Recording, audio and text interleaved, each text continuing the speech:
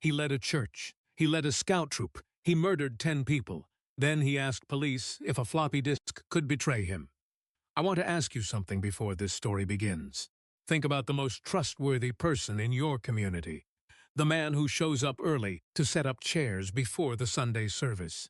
The man who checks neighborhood ordinances, attends community meetings, and always seems to know how the system works. The man who helps lead the Cub Scout troop. The man who, when something needs to be organized, organized it. The man who, when you needed something done right, you called. Now hold that image in your mind. The reliability of it. The comfort of it. The way a person like that becomes part of the fabric of a place, invisible in the best possible way. The kind of person whose presence you take for granted, because he has never given you a single reason not to. Now I am going to tell you what that man was doing in the evenings. He was writing letters to the police.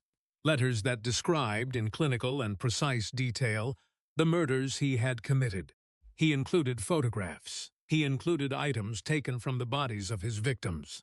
He signed those letters with a name he had invented for himself, a name that described exactly what he did to the people he chose: bind, torture, kill, BTK. That was what he called himself. That was what he was. And for 30 years, the city of Wichita, Kansas, lived with the knowledge that BTK was out there, somewhere, living among them, and that nobody knew his face, his name, or where he went to church on Sunday morning. He went to Christ Lutheran Church on North Riverview Boulevard. In 2005, he was president of the Congregation Council. He sat in the pews, he shook hands, he attended meetings. He helped run the life of the church. He was one of the visible, trusted men in the building. His name was Dennis Rader. He was a husband, a father, a grandfather, a former Air Force serviceman, a former ADT security installer, and a compliance officer for the city of Park City, Kansas. He was, by every visible measure, a pillar. The kind of man you build communities around. The kind of man you trust without even thinking about it, because trust has never been a question. He murdered 10 people. He terrorized an entire city for 3 decades. He taunted the police. He mocked the investigators. He wrote poems about his crimes and mailed them to television stations. He was so confident in his own invisibility that late in his career, he asked police whether a floppy disk could be traced back to its sender. Police answered through the media, telling him it would be safe. It was not. The floppy disk led them straight to him. To the church, to the president of the Congregation Council, to the man nobody suspected, because nobody ever suspects the man who sets up the chairs. This is the story of the BTK Killer, the story of Dennis Rader, the story of a city that lived in fear for 30 years, the story of the investigators who refused to stop, the story of a family who had no idea, and the story of the single piece of technology, one ordinary floppy disk, that helped end one of the longest games of cat and mouse in Kansas criminal history. Stay with me, because nothing about this story is what you expect. Not the killer, not the crimes, not the ending, and not the truth about what ordinary evil actually looks like when it lives in your neighborhood, runs your errands, and sits 3 pews ahead of you every single Sunday. There are days that break the before and the after of a community. Days after which nothing is quite the same, even if everything looks the same, even if the streets still look like streets, and the houses still look like houses, and the neighbors still wave from their driveways. Something beneath the surface has shifted.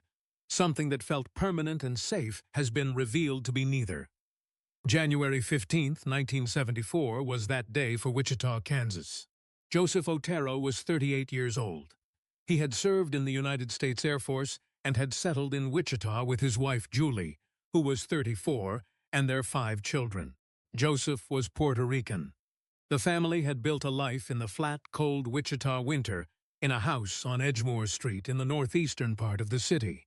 They were a family in the fullest sense of the word, connected, warm, and present to each other in the way that good families are. Their 15-year-old son Charlie went to school that morning and came home to find his parents and 2 of his siblings dead. Joseph Otero was dead. Julie Otero was dead.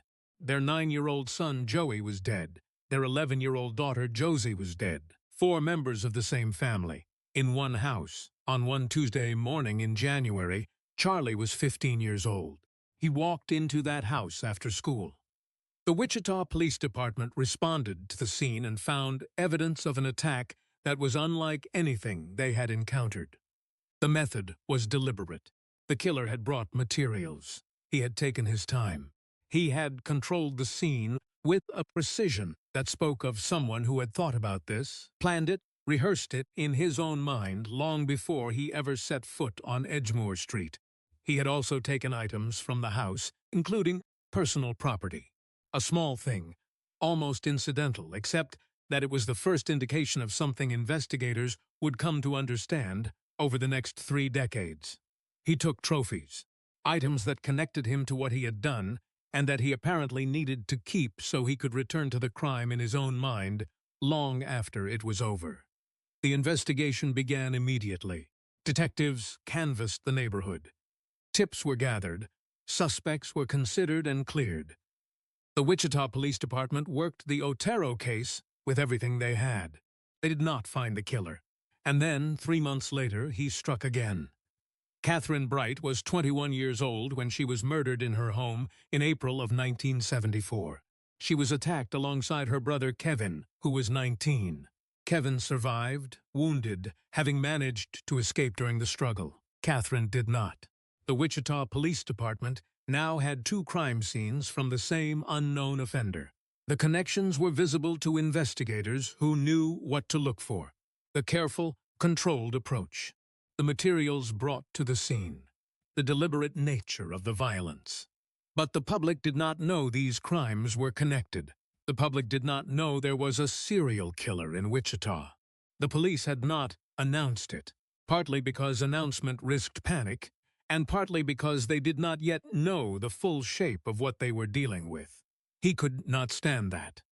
In October of 1974, a caller directed the Wichita Eagle to a mechanical engineering textbook at the Wichita Public Library. Inside was a letter. The letter described the Otero murders in detail that only the killer could have known. It described what he had done, why he had done it, and how he wanted the world to understand him.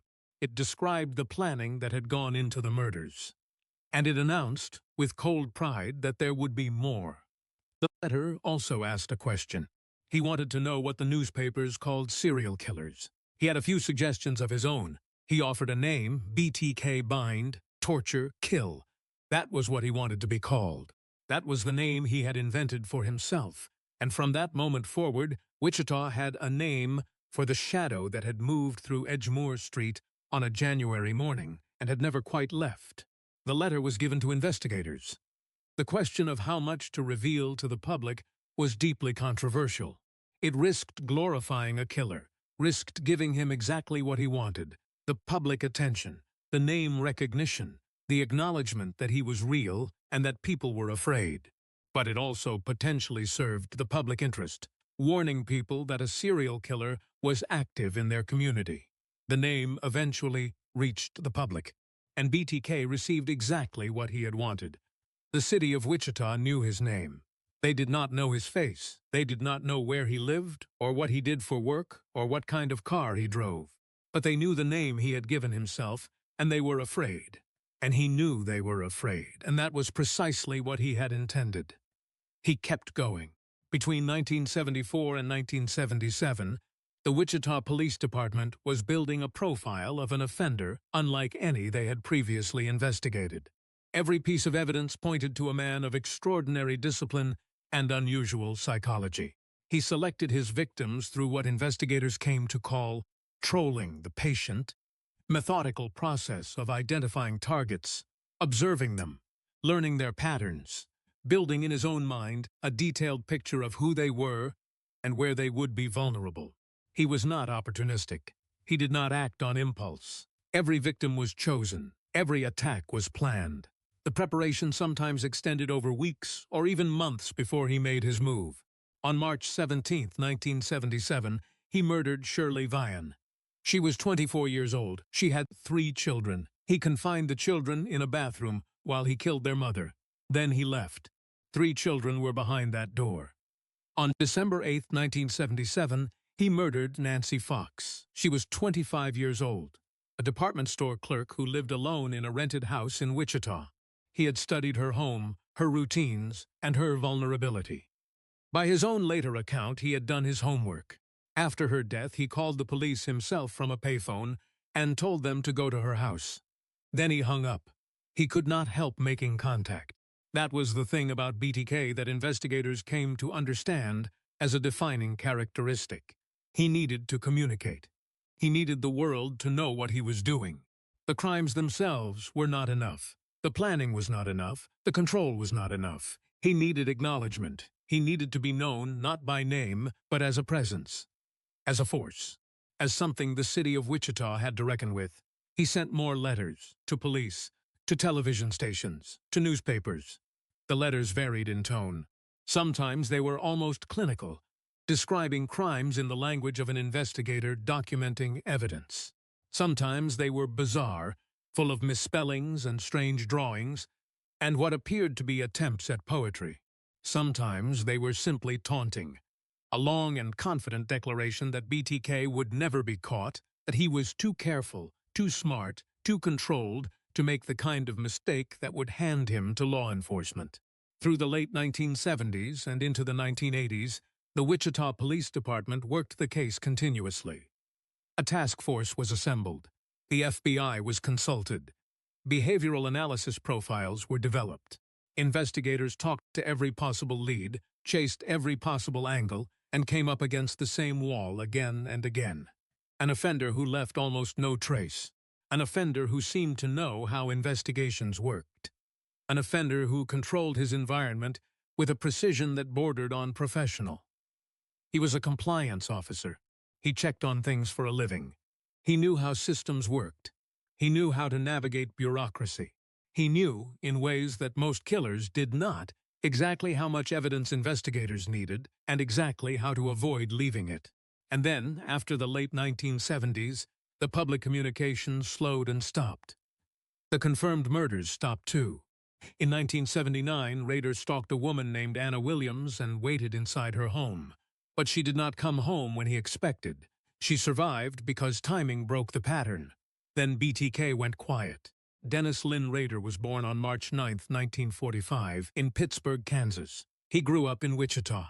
He attended Butler County Community College, where he studied electronics, and later graduated from Wichita State University with a degree in administration of justice. He served in the United States Air Force. He got married in 1971 to a woman named Paula Dietz. They had 2 children, a son and a daughter. He was, by every external measurement, building a normal life. He worked. He provided for his family. He was active in his community. He and Paula attended Christ Lutheran Church on North Riverview Boulevard, and Dennis Rader was not a passive churchgoer. He was deeply involved. He would eventually become the president of the Congregation Council, which made him one of the most visible lay leaders in the church. He organized events. He attended meetings. He was the person other people called when things needed to be done correctly. He was also a Cub Scout leader. He worked with children. He earned the trust of parents who knew him as the reliable, organized, involved man who showed up and did the work and could be counted on to keep their children safe. He was the BTK Killer. He had committed 7 known murders between 1974 and 1977.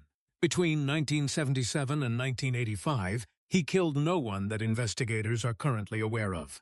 What he was doing in those years, in the interior of his own psychology, is something that only Dennis Rader has ever fully known, and his accounts of it, given in the extraordinary courtroom confession that came decades later, were chilling in their casualness.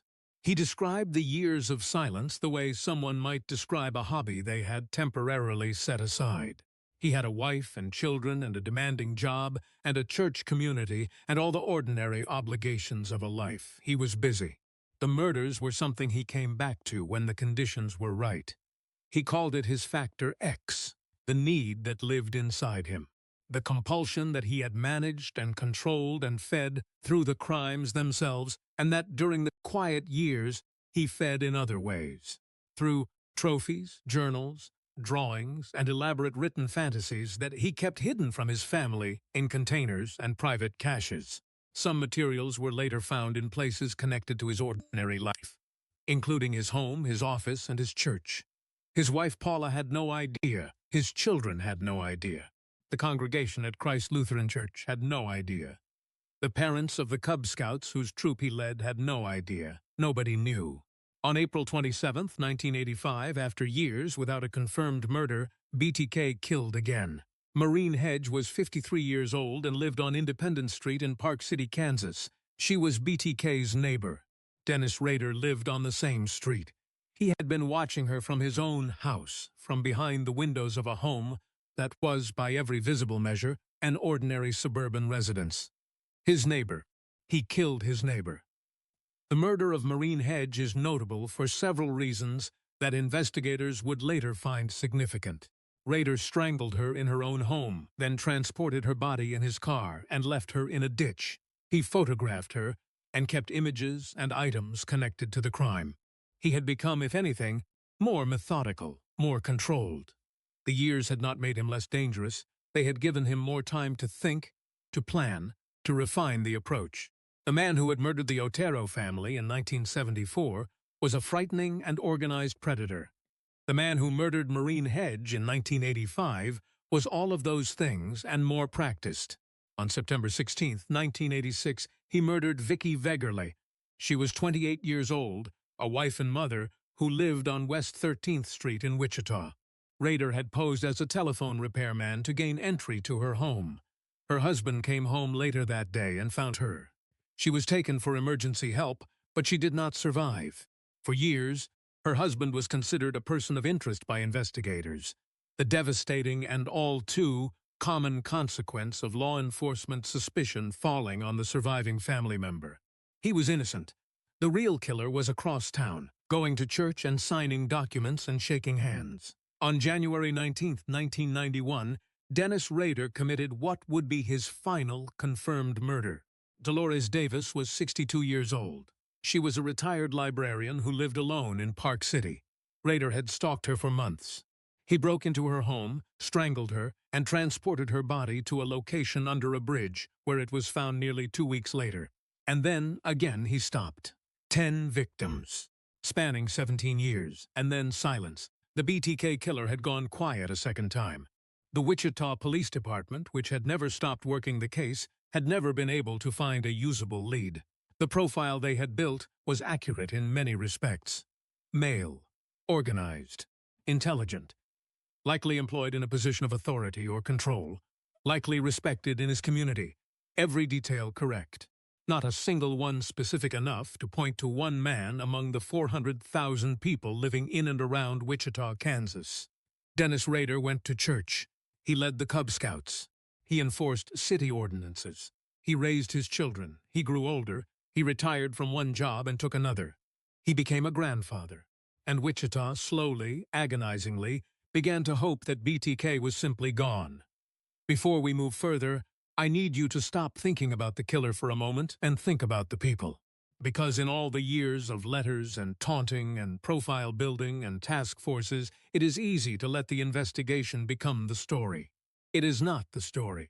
The story is what 10 murders did to the people left behind.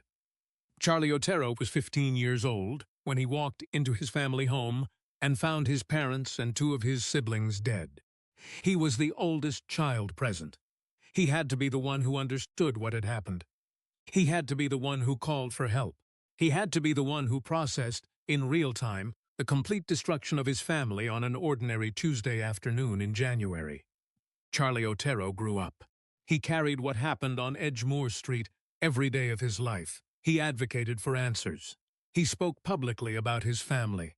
He attended hearings and appeared in documentaries and refused to let the public forget that Joseph and Julie and Joey and Josie Otero had been real people, with real lives that had been real before January 15, 1974. Kevin Bright was 19 years old when BTK attacked him and his sister Catherine. Kevin was shot. Kevin was stabbed. Kevin escaped by playing dead and then running from the house. Catherine did not escape. Kevin carried the weight of survival alongside the weight of loss for decades. He had looked at the face of the BTK killer and lived. He had given investigators a description. That description had not led to an arrest. Shirley Vian's 3 children were locked in a bathroom. They could hear what was happening to their mother. They were found alive after the attack, physically unharmed, and those words, physically unharmed, cannot carry the weight of what they actually mean in that context, cannot account for what 3 young children heard from behind that bathroom door while their mother was being murdered on the other side of the door. Vicky Wegerle's husband Brian spent years living under the shadow of being considered a suspect in his own wife's murder. That is a particular cruelty that the case inflicted on him, the loss of his wife, combined with the suspicion of people who did not know what had really happened. He was innocent. He had to wait decades to have that innocence officially confirmed. Dolores Davis had a son named Jeff. Jeff Davis spent years not knowing who had killed his mother. He spent years watching investigators work a case that seemed to have no resolution. He spent years asking the question that every family member in a cold case asks, not just who, but why. And the question beneath the question, which is whether the person who did this has ever thought, even once, about what they took. Dennis Rader had thought about it constantly, not with remorse, with satisfaction. These families existed through all the decades of BTK's silence. They continued their lives, raised their own children, went to work and came home and made dinner and tried to sleep at night. They carried something that did not have a name, something that is heavier than grief and more complicated than anger. The open wound of a crime that was never solved, the knowledge that the person responsible was still out there, still living, still breathing the same air. They carried that for 30 years. Some of them for their entire adult lives. Remember them. In March of 2004, the Wichita Eagle published a retrospective article about the BTK murders and the long silence that followed. It had been 13 years since the last confirmed BTK crime. The article revisited the case, the victims, the decades of investigation, the long and unresolved fear that BTK had left behind. Dennis Rader read it. He was 58 years old, close to turning 59. He had been quiet for 13 years. He had continued his life, his church, his community work, his family. From the outside, he was exactly what he had always appeared to be, a reliable, involved, somewhat rigid man who cared about order and structure and doing things correctly. The article disturbed him, not because it reminded him of what he had done. He needed no reminding. It disturbed him because it did not give him enough credit. Because the scale of what he had done, the significance of it, the intelligence required to operate, as he had operated for 17 years without getting caught, was not fully reflected in the coverage. Because people were starting to forget. Because his name, his self-given name, his name, was fading from the public conversation. He could not allow that. In March of 2004, a package arrived at the Wichita Eagle newspaper. Inside the package were photocopies of documents, a driver's license, crime scene photographs that had never been made public, items that could only have come from one person. BTK was back. The Wichita Police Department, the FBI, the investigators who had spent careers on the case, and the investigators who had only heard about it, all of them mobilized around what the package represented. After 13 years of silence, after the entire city had allowed itself to hope that it might be over, the BTK Killer had announced his return. And then he kept writing. He sent more packages, more letters, more cryptic puzzles. He sent a cereal box to television station Kess's with a note inside. He sent a chain letter, an actual chain letter written in his odd, misspelled, compulsive style. He sent a package containing a doll, posed in a way that referenced one of his murders. He was communicating constantly now. Not because he was losing control. He was not losing control. He was, as he had always been, completely in command of his own behavior. He was communicating because this was what he had always wanted. This was the relationship he had always sought with the investigators and the media and the public. Not capture, recognition. The acknowledgement that he was still there. Still extraordinary. Still uncatchable. He was wrong about that last part. He just did not know it yet.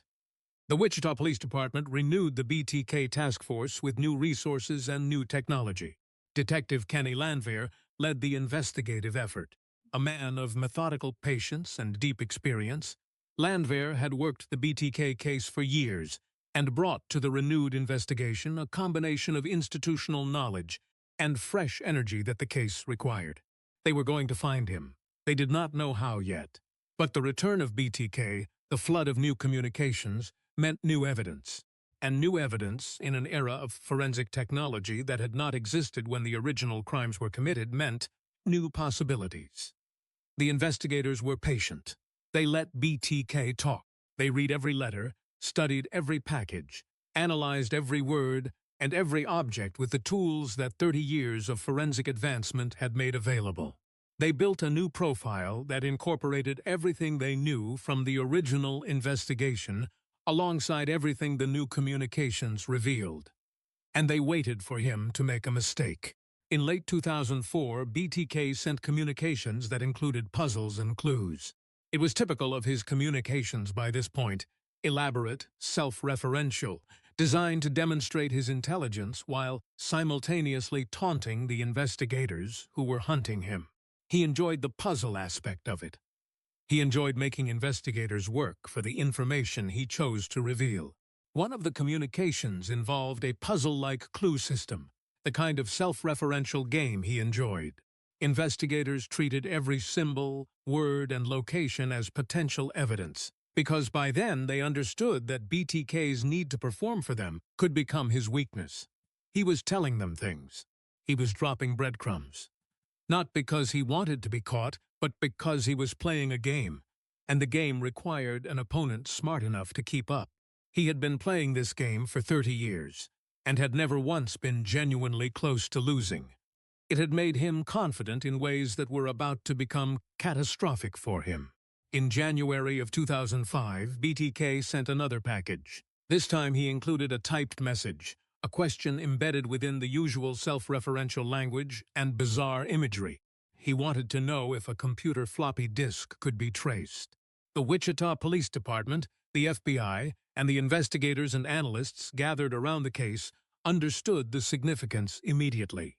He was considering sending a floppy disk. He was asking whether it was safe to do so.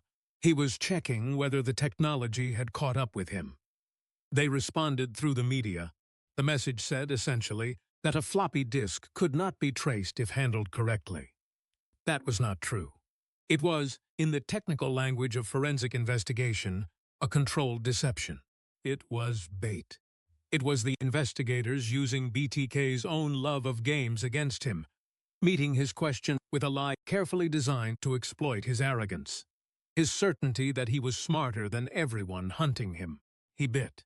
On February 16, 2005, a purple Ziploc bag was found in a Cub television station drop box. Inside the bag was a purple floppy disk. On the disk was a document file. Investigators plugged in the disk and opened the file. The file had metadata. Many Microsoft Word files can carry metadata, invisible information embedded in or recoverable from the file about where it was created and who last edited it. The metadata on the BTK floppy disk said two things. The disk pointed investigators to Christ Lutheran Church. It also pointed to a user named Dennis. That was all they needed. Investigators cross-referenced the church against everything else they knew. The vehicle registered to the church. The physical description that Kevin Bright had given decades earlier.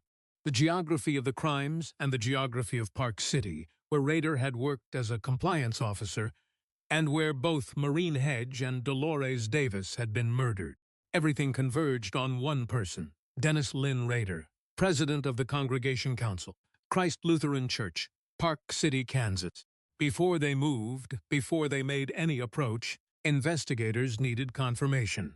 They could not arrest a church council president based on metadata alone. They needed biological evidence to compare against evidence from the original crime scenes. Through legal process, investigators obtained a medical sample from Rader's daughter, Kerry. The sample contained cells. Cells contained DNA. Kerry shared half her DNA with her father. A familial DNA comparison between her sample and crime scene evidence produced the confirmation investigators needed. The DNA was consistent. The BTK killer was Dennis Rader, the president of the Congregation Council, the former Cub Scout leader, the compliance officer. The man no one had looked at closely enough. They had him. On the morning of February 25th, 2005, Dennis Rader drove to his office in Park City. He had been, by all accounts, in a good mood. He had recently sent the floppy disk that he believed was safe. He was deep in his correspondence with law enforcement. The game was going well in his assessment. He was winning. Law enforcement was waiting for him. A team of investigators pulled over his truck on a road in Park City. They were professional and controlled. They did not give him anything to react to. They approached, they identified themselves, and they told Dennis Rader he was under arrest. He did not run. He did not fight. He sat in the truck and looked at the officers around him, and according to those present, appeared genuinely confused. Not guilty, not afraid, confused. The expression of a man who had believed, with a certainty built over 30 years of success, that this moment was not possible. He was 60 years old. He was handcuffed. He was placed in a vehicle and transported to a facility where investigators were waiting to interview him. And then something happened that even the experienced investigators in that room did not fully anticipate. Dennis Rader talked. He did not shut down the interview immediately. He talked. He told investigators things about the crimes that confirmed, beyond any remaining doubt, that he was BTK. He described details of the attacks. He named the victims. He explained his methods. He used the language that had always appeared in his letters, the clinical, almost bureaucratic vocabulary of a man who had organized his crimes the way other men organized files. He was cooperative not because he was remorseful. He was cooperative because he had spent 30 years wanting to tell someone who understood the full picture of what he had done. The investigators sitting across from him were the first people in the world who actually knew the complete scope of his crimes. And Dennis Rader, who had spent 3 decades needing to be acknowledged, needed them to know how extraordinary he was. He told them everything. The Wichita Police Department announced the arrest publicly. The news broke out of Kansas and traveled immediately across the country. A serial killer who had been active for 30 years, who had sent letters and packages to police and media for decades, who had been one of the most discussed unsolved cases in American true crime history, had been found and arrested. His name was Dennis Rader. He was a church council president. He was 60 years old. He had a wife and 2 children and grandchildren and a home in Park City, and nobody had known. Nobody had known. Paula Rader had been married to Dennis for 34 years. 34 years. She had shared a house with him, a bed with him, a family with him. She had sat beside him in church pews. She had watched him organize events and lead meetings and shake hands and be the reliable, rigid, competent man that everyone around them knew him to be. She had known him as well as any spouse knows another person, which is to say she had known the version of himself that he had chosen to show her. She had no idea. That statement requires sitting with for a moment, because the immediate instinct, the human instinct, when we hear something this devastating, is to ask how. How does a person spend 34 years with a serial killer and not know? How does intimacy coexist with that kind of secret? How do you share a life with a monster and never feel it? The answer is uncomfortable. The answer is that Dennis Rader was not a monster in the ways we are conditioned to expect monsters to be. He was not erratic. He was not violent at home. He was not paranoid or disorganized or obviously disturbed. He was controlling, yes. He was rigid about rules and order and the correct way of doing things. He could be difficult. He had an ego that required management. But those characteristics describe millions of men. They do not describe a serial killer. Not to a wife, not to children, not to anyone who has no reason to look for what is not being shown to them. Paula Rader filed for divorce after the arrest. In July 2005, a judge granted an emergency divorce, waiving the usual 60-day waiting period. The marriage that had lasted 34 years ended under circumstances almost no spouse could be expected to absorb. Their daughter, Carrie, was a grown woman when her father was arrested. She had to absorb, in one terrible moment, 2 things simultaneously: that her father was the BTK killer, and that a medical sample from her records had been used without her prior knowledge to help confirm it. Carrie Rader spent years processing what her father's arrest meant, not just to her family, but to her own sense of identity. She eventually wrote about her experience. She found faith and community, and ways to speak publicly about what it means to be the child of someone who did what her father did. She has become an advocate for victims' families. She has refused to let her father's crimes define her, while also refusing to pretend they are not part of her story. Her courage belongs in this story too, not because she chose what happened, but because of what she chose to do after it happened. On June 27, 2005, Dennis Rader appeared in a Sedgwick County courtroom and pleaded guilty to 10 counts of first-degree murder. And then the judge asked him to describe what he had done. What followed was one of the most extraordinary, most disturbing, most profoundly strange moments in American legal history. Dennis Rader, 60 years old, standing in a courtroom, described his crimes in the language of a bureaucrat completing a progress report. He was clinical. He was organized.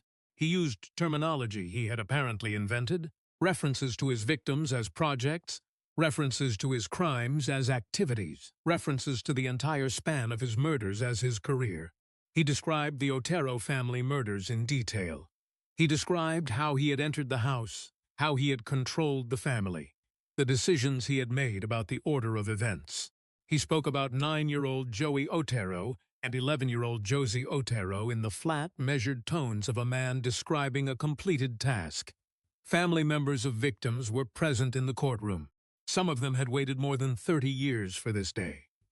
Some of them had spent their adult lives without answers. Some of them had been children when BTK destroyed their families. And they were now middle-aged adults sitting in a courtroom watching the man responsible describe what he had done with the equanimity of a man reading from a checklist. It was almost unbearable to witness. It is almost unbearable to describe. The judge, at several points, had to ask clarifying questions in a tone that visibly strained to remain professional. Here was a man describing the murders of 10 people, including children, and he was doing it with the emotional register of a man describing a home renovation project. He was not performing calm. He was not suppressing distress. He was genuinely, completely, profoundly unbothered. That was the final revelation of the BTK case. Not just that he had done it, not just that he had hidden it for 30 years, but that the hiding had cost him nothing. That the weight that had crushed the families of his victims for decades, that had reshaped their entire lives, had never landed on him at all. He had carried it without effort because for him it was not a burden. It was a source of satisfaction. Dennis Rader was sentenced to 10 consecutive life sentences.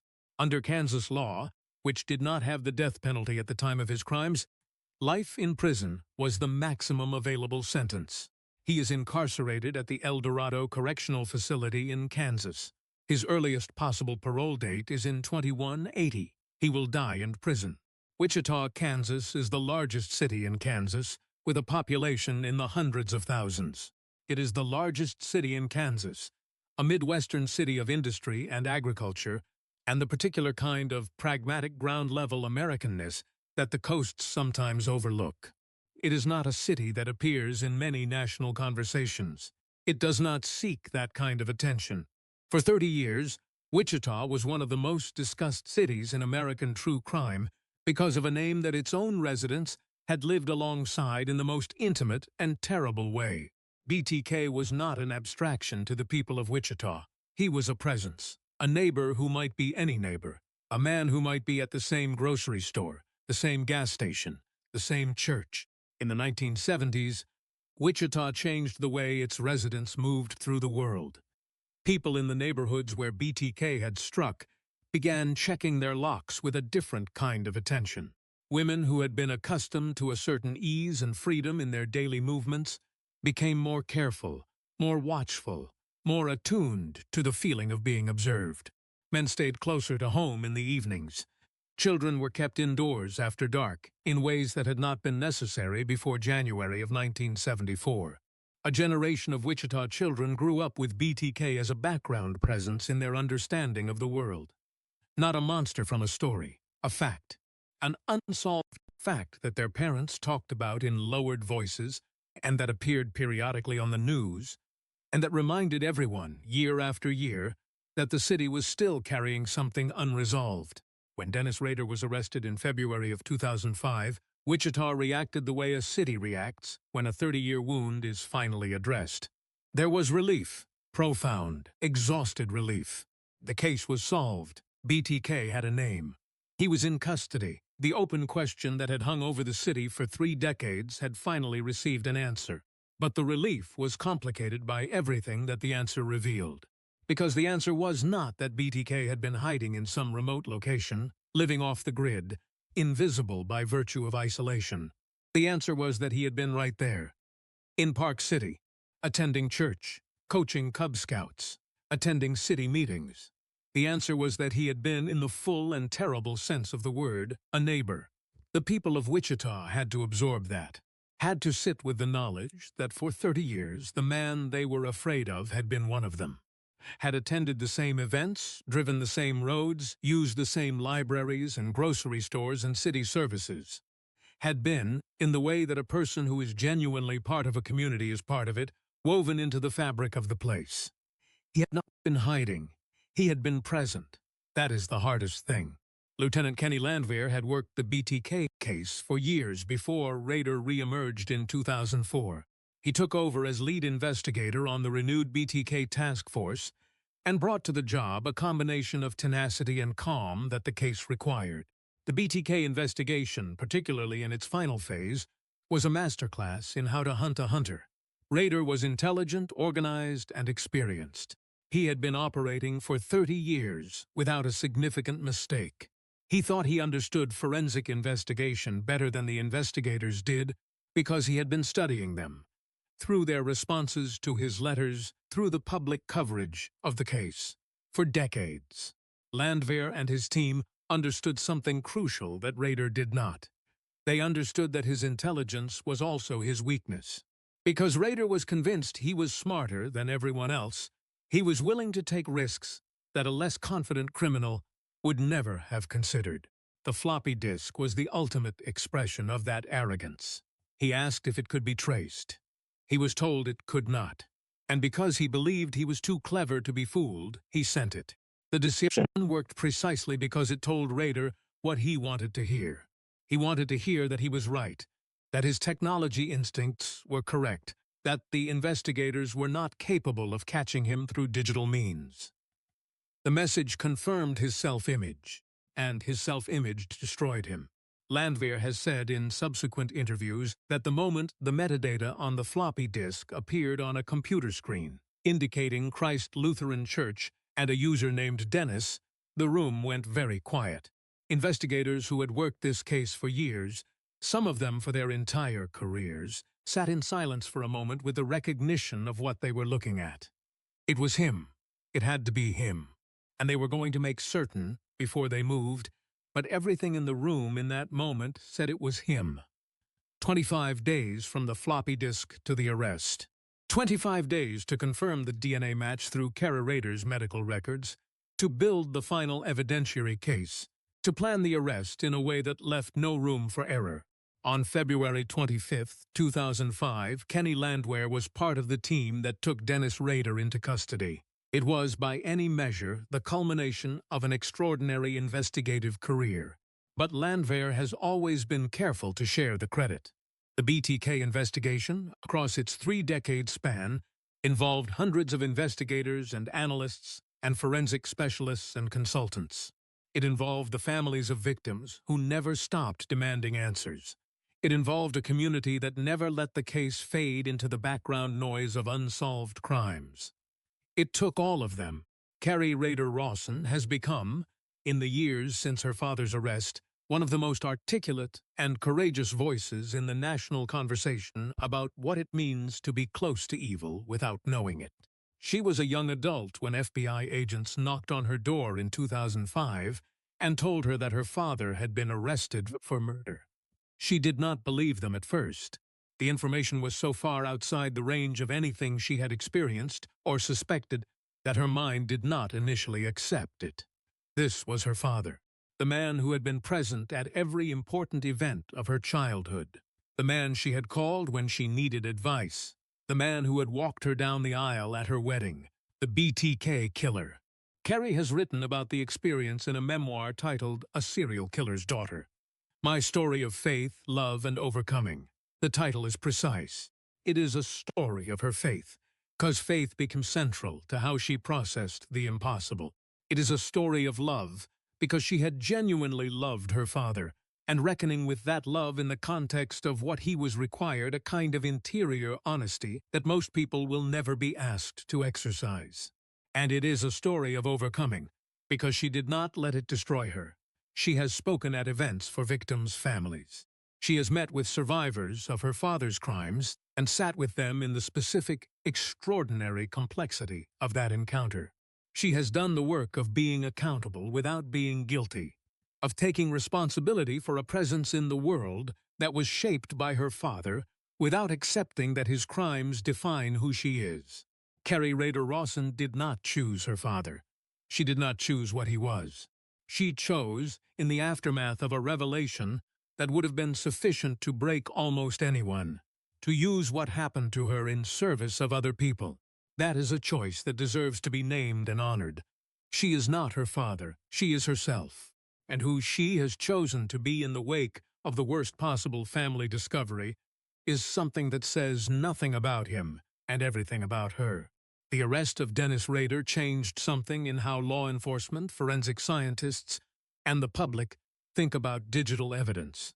Before February of 2005, the idea of metadata on a floppy disk being used to identify and arrest a serial killer was not part of the cultural conversation about forensic investigation. Most people did not know that Word documents contained embedded information about where they were created and who had last edited them. Most people, even in 2005, thought of digital files as essentially anonymous unless they contained obvious identifying information.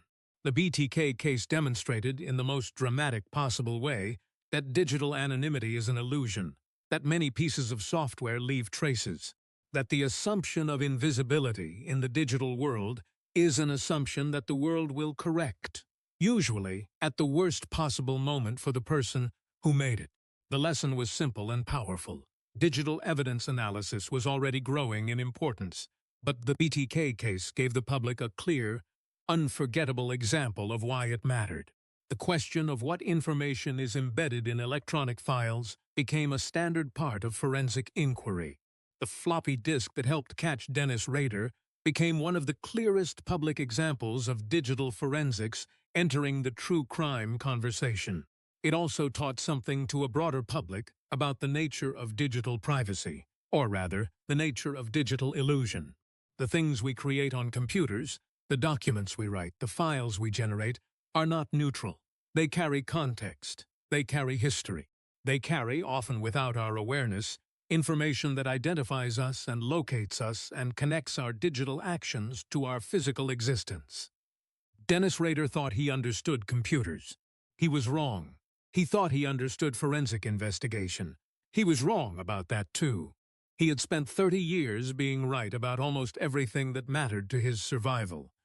And the one thing he got wrong, the one assumption he made incorrectly, was the thing that finished him. A purple floppy disk in a purple Ziploc bag. That was what ended 30 years of terror. Christ Lutheran Church on North Riverview Boulevard held a service after the arrest of Dennis Rader. The congregation that had known him, trusted him, let him lead their community, had to reckon with something that is genuinely without precedent in the normal experience of a congregation. Their council president was the BTK Killer, the man who had organized their meetings and their potluck dinner and their community events, the man they had elected to a position of significant trust and authority, had been living a second life that was incomprehensible in its violence. Faith communities have developed, over centuries, practices for processing collective grief and collective wrongdoing. But there is no liturgy for this specific situation. There is no established ritual for what a congregation does when the person leading them has done what Dennis Rader did. The church had to find its own way through it. The pastor and the congregation spoke publicly about their shock and their grief, and their commitment to the victims and their families. Several members of the congregation reached out to victims' families directly, in gestures of acknowledgement that were not required and not expected, but that represented a genuine attempt to take some responsibility for the community that had, without knowing it, provided BTK with the cover of respectability. The church continues today. Communities survive things that seem unsurvivable. That is not a comfortable truth, but it is a true one. The final and most disturbing thing about Dennis Rader is not the murders themselves, as monstrous as they were. It is the interior life that surrounded them. Rader was not a man who committed crimes out of desperation or disorder. He was not a man who lost control. He was a man who built an elaborate interior world around his crimes. A world of fantasy and documentation and trophy-keeping and self-mythologizing, and who maintained that interior world for 30 years while presenting an entirely different self to everyone around him. He kept journals, detailed, illustrated, meticulous journals that documented his crimes and his planning and his psychological state across the span of his criminal career. He kept trophies, items from victims' homes and from victims' persons. He kept these things hidden in places his family did not know about, including locations connected to his home, work, and church life. He created staged photographs and private materials that referenced his crimes. His family lived near this hidden world without knowing its meaning. He was careful. He was always careful.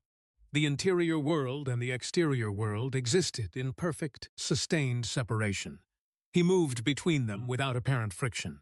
He could be the compliance officer in the morning, citing a homeowner for an ordinance violation, and then go home and spend the evening with the objects that connected him to what he had done to Maureen Hedge or Nancy Fox or the Otero family.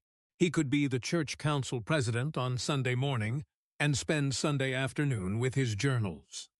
He was not two different people. He was one person with two perfectly maintained compartments.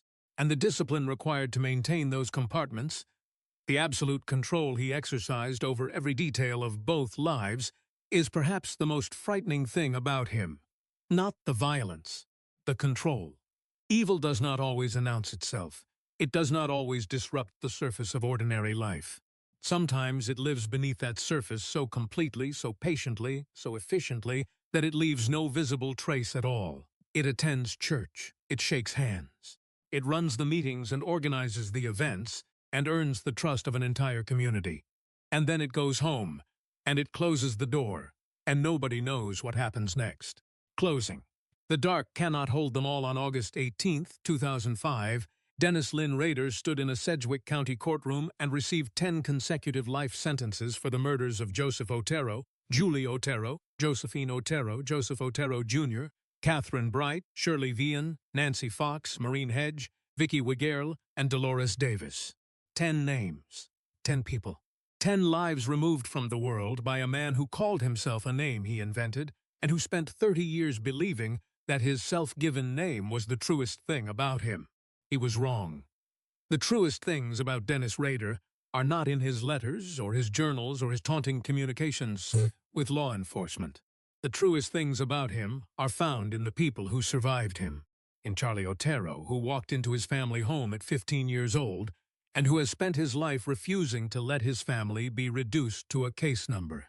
In Carrie Rawson, who is her father's daughter and is nothing like her father.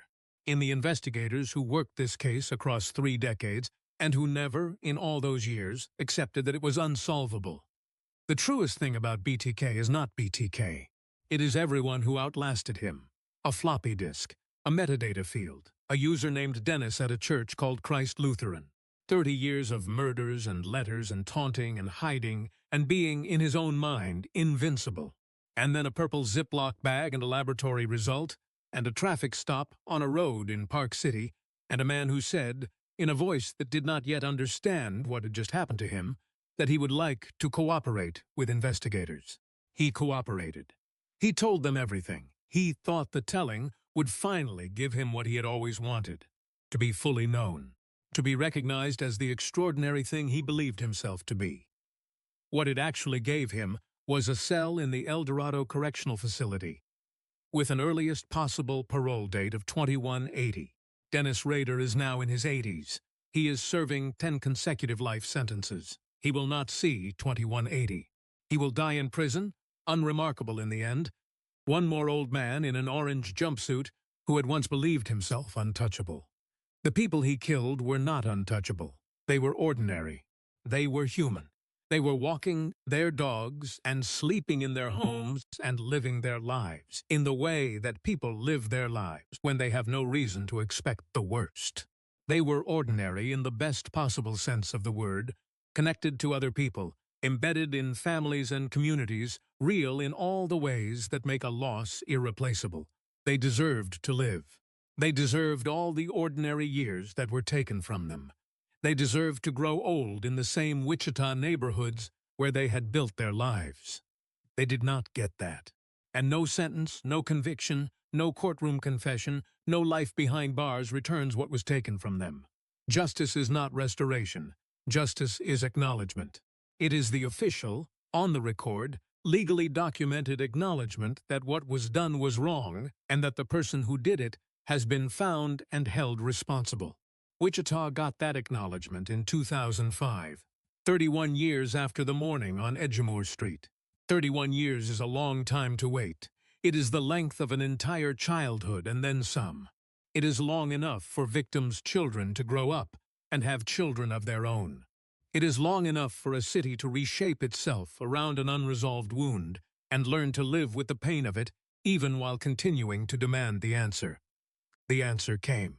Sometimes it comes even after decades when the right people refuse to stop looking.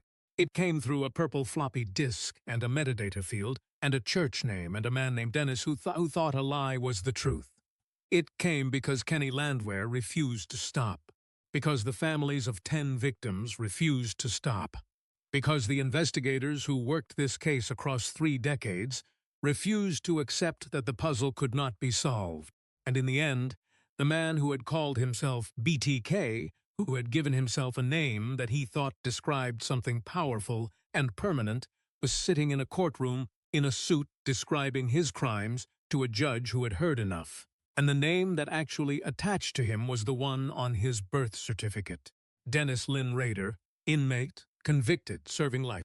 Nothing about him is extraordinary, not anymore. The 10 people he murdered were the extraordinary ones. They always were. If this story reached you, share it. The people of Wichita carried this for 31 years. The 10 victims deserved every ordinary year they did not get. And Kerry Rawson deserved a father who was who he appeared to be.